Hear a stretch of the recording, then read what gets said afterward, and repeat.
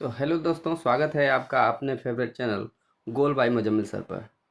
दोस्तों, आज हम लोग बहुत ही इंटरेस्टिंग सा टॉपिक पढ़ने वाले हैं, जियोग्राफी से संबंधित भारत आकार और स्थिति। अब हम मानचित्र के बारे में थोड़ा सा देखेंगे कि मानचित्र पर क्या क्या बनाना है। तो इसमें 4 प्रमुख चीज़ें आप लोगों को दर्शानी है।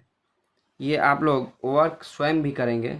क्लास 9th के सभी बच्चे अगर हैं, इसको देख रहे हैं, तो उनको तो करना बहुत ही आवश्यक हो जाता है, क्योंकि अगले साल आप लोगों को 10th का भी एग्ज़ाम देना है। और जो 10th वाले बच्चे देख रहे हैं तो उनके लिए तो मोस्ट इम्पॉर्टेंट है, क्योंकि आप सभी के लिए बोर्ड में जो एग्ज़ाम होता है उसमें भी इस तरह के टॉपिक हैं और निश्चित ही इससे आप लोगों को लाभ मिलने वाला है। तो इस वीडियो को अंत तक देखिए। ज़्यादा लंबा वीडियो नहीं है, मात्र 10 मिनट और लगभग चलेगा। उसके बाद से इसके मैं क्वेश्चन भी आप लोगों के सामने यहीं कराऊंगा, जिससे जो भी यहाँ आप लोग पढ़े हैं वह क्लियर हो जाएगा और आप लोगों के दिमाग में पूरा पूरा बैठ जाएगा। कर्क रेखा, प्रमुख देशांतर रेखा, पड़ोसी देश और जल प्रमुख जल निकाय, ये क्या क्या हैं, इनको किस पे दर्शाना है? अपने चार्ट पे या मानचित्र पे दर्शाना है। आइए मानचित्र एक ले लेते हैं। यहाँ पे हमारा एक मानचित्र है, प्यारा भारत। इस पर हम दर्शाएंगे। सबसे पहले यहाँ पे जो पॉइंट आप लोगों को दिया गया है वह दिया गया है पड़ोसी मुल्कों का कर्क रेखा का। कर्क रेखा इस पे दर्शाना है। तो ये 23.5 अंश उत्तरी अक्षांश, यानी ये जो कर्क रेखा है वह हमारे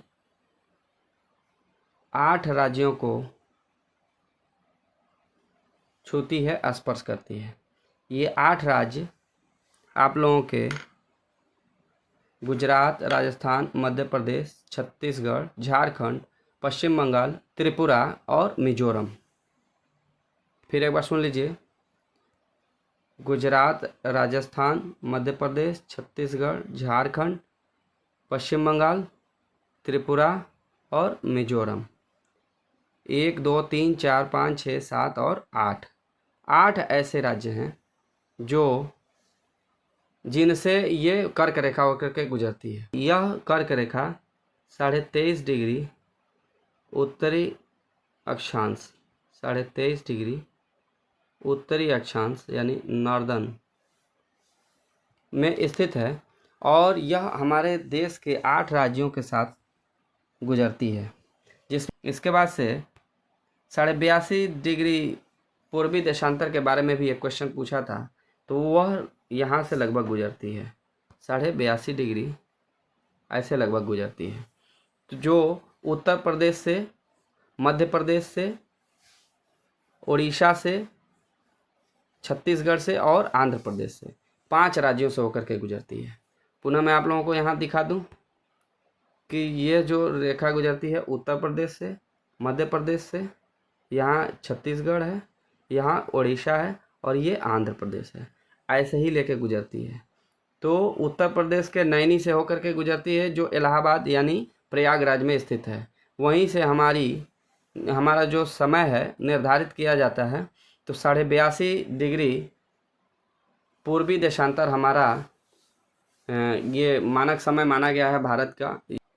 इस श्रीलंका के बीच में जो ये पास है, जिससे जल डमरू मध्य कहा जाता है, इस जल डमरू मध्य का नाम है पाक जल डमरू। पाक जल डमरू।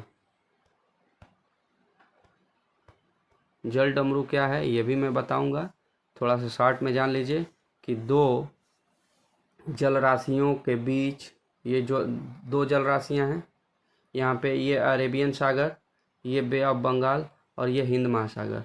तो 2 जल राशियों को जोड़ने का जो रास्ता होता है उसी रास्ते को जल डमरू कहा जाता है।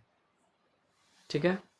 इसके बाद से चौथा क्वेश्चन आप लोगों से जो पूछा था, मैं इसी में आप लोगों को जवाब दे दिया हूँ। वो जल राशियों के बारे में पूछा था कि कौन कौन सी जल राशियाँ हैं भारत के पास। तो उन जल राशियों में आप लोगों को यहाँ पे अरेबियन सी यानी अरब सागर, बे ऑफ बंगाल और यहाँ पे नीचे आप देखेंगे तो इसको हम हिंद महासागर कहते हैं। ये जो आप बे ऑफ बंगाल देख रहे हैं या अरेबियन सी देख रहे हैं, ये दोनों भी किसके हिस्से हैं? इसी हिंद महासागर के हिस्से हैं, यानी ये पूरा जल स्रोत क्या है, हिंद महासागर ही है। लेकिन अगर उसको बंटवारा करके पूछेगा तो आप लोग बे ऑफ बंगाल यानी बंगाल की खाड़ी, अरेबियन सी यानी अरब सागर, और नीचे आप लोग हिंद महासागर दर्शाएंगे। तो यहाँ पे जो जल डमरू है उसका नाम अभी आप लोगों को पिछले मैं बताया हूँ पिछले क्वेश्चन में, तो उसमें था क्या, उसमें था आप लोगों का पाक जल डमरू, तो इसको याद रखिएगा। अब हम चलते हैं प्रश्नोत्तरी की तरफ। प्रश्नोत्तरी में देखिए क्या क्या पूछ रहा है, जो मैं पढ़ाया हूँ वही प्रश्नोत्तरी में आएगा, आसान है, आप लोग कर लेंगे। पहला क्वेश्चन है कि भारत किस गोलार्ध में स्थित है। तो भारत को अगर हम गोलार्धों के रूप में बांटें, ये जो हमारा पूरा ग्लोब है आधे से काट दिया जाए और उधर से भी अगर आधा हम काटते हैं तो हमारे भारत की जो स्थिति बनेगी लगभग ऐसे बनेगी। यहाँ पे हमारा भारत है, तो हमारा भारत कहाँ है, ये यहाँ ये बीच है, बीचों बीच ये दक्षिण हिस्सा होता है, यह उत्तर हिस्सा होता है। तो उत्तर में है कि दक्षिण में है, अब आप ही लोग बताइए। तो देखने से यही पता चलता है कि हमारे भारत की जो स्थिति है गोलार्ध के रूप में, तो गोलार्ध कौन से गोलार्ध में है, उत्तरी गोलार्ध में है। फिर इसी तरह से जो हमारे भारत का मानक समय देशांतर है, जिसको हम 82.5 डिग्री पूर्वी देशांतर कहते हैं, जो अभी मैं बताया हूँ आप लोगों को, उसमें वह 5 राज्यों से होकर के जाता है। अभी मैं आप लोगों को बताया था, उत्तर प्रदेश, मध्य प्रदेश, उड़ीसा, छत्तीसगढ़ और आंध्र प्रदेश। ये 5 राज्य ऐसे हैं जिनसे होकर के हमारा ये भारत का मानक समय देशांतर, जिसे 82.5 डिग्री पूर्वी देशांतर कहा जाता है, वो गुजरती है। एक क्वेश्चन और यहाँ तीसरा नंबर पर पूछ रहा है आप लोगों को, भारत से होकर के कौन सी रेखा गुजरती है।